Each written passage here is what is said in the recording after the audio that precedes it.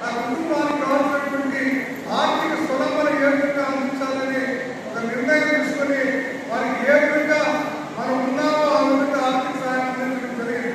ఈరోజు మన గ్రామాల్లో విద్యావేత్తలు తయారయ్యారు, మన స్మాల్ స్కేల్ ఇండస్ట్రీస్ వచ్చాయి, వ్యాపారవేత్తలు తయారయ్యారు, అనేక మంది సాఫ్ట్వేర్ రంగంలోకి వెళ్ళారు, విదేశాల్లోకి వెళ్ళారు. కానీ ఇవన్నింటినీ కూడా ప్రభుత్వం ఎంత తోడ్పాటు ఇచ్చినప్పటికీ ఇలాంటి సహకార సంఘాలు, అమ్మాయిస్ లాంటి మేడా పరస్పర సహకార సంఘాలు కూడా వాళ్ళు చేయడం వల్ల ఈరోజు ఆర్థికంగా, విద్యాపరంగా, ఇండస్ట్రీ పరంగా, ట్రేడర్ పరంగా అన్ని రంగాల్లో కూడా ముందుకు వెళ్ళడం జరిగింది. ఇలాంటి సమస్యలు ఇంకా ఎన్నో ముందుకు రావాలి. దశరథ రెడ్డి లాంటి వాళ్ళు సేవ చేసే గుణం వాళ్ళు ఇంకా కూడా ముందుకు రావాలని చెప్పి నేను కోరుకుంటున్నాను. ఈరోజు దశరథ రెడ్డి గారు ఒక అమ్మాయిలో పొదుపు సంఘాలకు ఆర్థిక స్వలంబనే కాదు, ఈ మండలంలో కాదు, జిల్లాలో ఎక్కడ పోయినా విద్యా వ్యవస్థకు ఇచ్చినటువంటి సహకారాన్ని మరవలేదు. నిజంగా కూడా అన్ని విద్యా కేంద్రాల్లో సార్ కోరికలు ఉంటే కంప్యూటర్స్ ఇవ్వడం కానీ, స్కూల్లో డ్రెస్సెస్ ఇవ్వడం కానీ, వాళ్ళకి కావాల్సిన బెంచెస్ ఇవ్వడం కానీ, వాళ్ళకి కావాల్సినటువంటి అతల పుస్తకాలు ఇవ్వడం కానీ ఈ జిల్లాలోనే మొట్టమొదటి స్థానంలో ఏదైనా ఒక ఎన్జిఓ ఆర్గనైజేషన్ అంటే అది ఒక అమ్మాయి కూడా గౌరవంగా చెప్పగలుగుతాం. ఎప్పుడైనా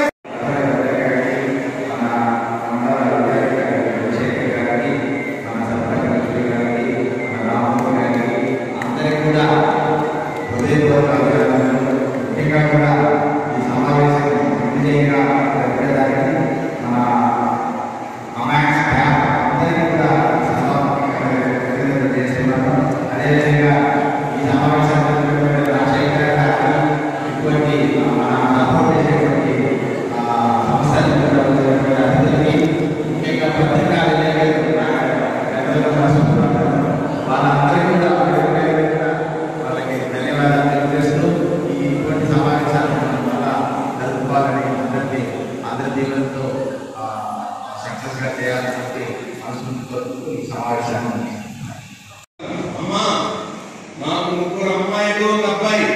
పెద్ద అమ్మాయి పేరు శ్యామల, కుప్పంలో టీచర్ గా పనిచేస్తుంది. రెండవ అమ్మాయి పేరు లావణ్య, జడ్జిగా గూడూరులో పనిచేస్తుంది.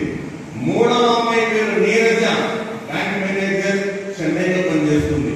అబ్బాయి పేరు Delhi Babu, bank of India manager, Chennai. ఇదే మన ఆస్తి అన్నాడు. ఇల్లు కూడా లేదమ్మా నాకు అన్నాడు. అన్ని బాగుంది నాన్న. ఒక పవర్ఫుల్ పాయింట్ అమ్మా, నేను 20 ఏళ్ల క్రితం తిరుపతిలో కోర్టు కానిస్టేబుల్ డ్యూటీ చేసే సమయంలో క్యాంటీన్ లో టీ తాగుతూ ఉంటే జడ్జి గారు పక్కన బిడ్డ జవాన్, కుటుంబాన్ని బిడ్డ జవాన్ ఉంటారు. ఆయన దూరం నుండి యో యో మునికృష్ణ, నిన్న అమ్మగారు పిలుస్తున్నారు ఆయన అన్నాడు. అక్కడ జడ్జి గారు అదే 20 సంవత్సరాల తర్వాత నా బిడ్డ బాగా చదువుకొని న్యాయమూర్తి అయిన తర్వాత, జడ్జి తర్వాత కడప జిల్లాలో ఉన్న ఒంటిమిట్ట దేవాలయానికి వెళ్ళినప్పుడు అక్కడ నా బిడ్డకు వేద పండితులు పూర్ణకుంభ స్వాగతం పలికారమ్మా. పూర్ణకుంభ స్వాగతం. ఆఫీసర్ ఫోన్ రావడంతో మేడదారాలు చెప్తానికి దూరంగా పక్కన వెళ్ళి ఫోన్ లో మాట్లాడుతున్నాను. అప్పుడు అలాంటి బిడ్డ జవాన్ నా దగ్గరికి వచ్చి ఎవరో తెలుసమ్మా, అయ్యగారు మిమ్మల్ని అమ్మగారు పిలుస్తున్నారు అన్నయ్యంటే, అయ్యా నా బిడ్డ నాకు పెంచిన గౌరవం అంటే ఇప్పుడు చెప్పండి.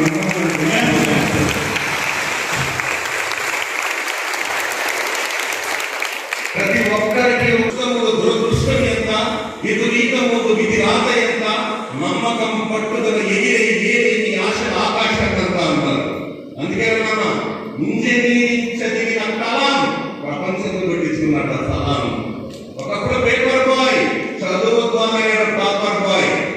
దీనికంతా సపోర్ట్ చేస్తున్నది దశరథ్ రెడ్డి సార్ పొగడానికి చెప్పలేదు. దయచేసి ఏమనుకోదండి, ఆయన నా తండ్రి సమానులు. నేను ఒకటే చెప్తున్నా, ఎవరంటే అందరూ బాగుండాలి, అందులో మనం ఉండాలి. నెంబర్ 2, మన సార్ నుంచి ఒక మాట చెప్పాలనుకుంటున్నాం.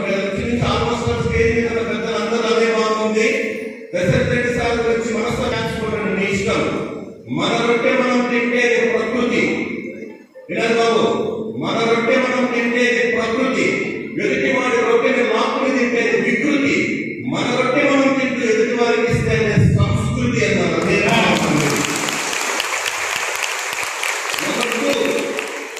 అందరికీ మూడు నమ్మకాలు ఉండాలి, కానీ మూడు నమ్మకాలు ఉండకూడదండి. మీ మీద మీకు నమ్మకం ఉండాలి బంగారు. మీరు చదివే చదువు నమ్మకం, మీ కుటుంబం మీద మీకు నమ్మకం, అలాగే మీ భక్తుల మీద మీకు నమ్మకం ఉండాలి. మీ కొంతమంది అంటారు పిల్లి అంటే వస్తే అభిషేకం ఉంటారు. పిల్లి మీకు అభిషేకం సరే, దానికి అభిషేకం ఉండాలా? పిల్లి కూడా ఇంపార్టెంట్ ఎక్కడ పోతా ఉందండి. ఒకడు అన్నాడు మామ ఇంటర్వ్యూ పోతున్నా, 4 గంటలకు వచ్చింది, లెఫ్ట్ నుంచి రైట్ పోతే మంచిదా, రైట్ నుంచి లెఫ్ట్ పోతే మంచిది అన్నాడు. అది ఎక్కడ పోతే నీకు కలవడం మంచిది పోవాలన్నాడు. విధివశాత్తు భర్తలు పోగొట్టుకున్న స్త్రీ విడవాలంటారమ్మా. ఒకడు కోరిక అన్నాడు, ఎందుకు మనం పోవలసినామన్నాడు. నీ యొక్క అమ్మాయిషంగా అయిపోయినట్టు నా భక్తులు అని చెప్పింది. కాబట్టి ఎవరిని తక్కువ అంచనా వేయకూడదు బాబు. Don't underestimate others. అది నవ్వు సబ్జెక్ట్ కాబట్టి చెప్తున్నాను, నిమిషాలు అర్థం కోరుకుందాం. ఒకసారి భార్య భర్త కలిసి పెట్టుకున్నారు. ఆయన బలి తెలియదమ్మా. ఎందుకైనా మనం కొట్లాడుకుంటాం,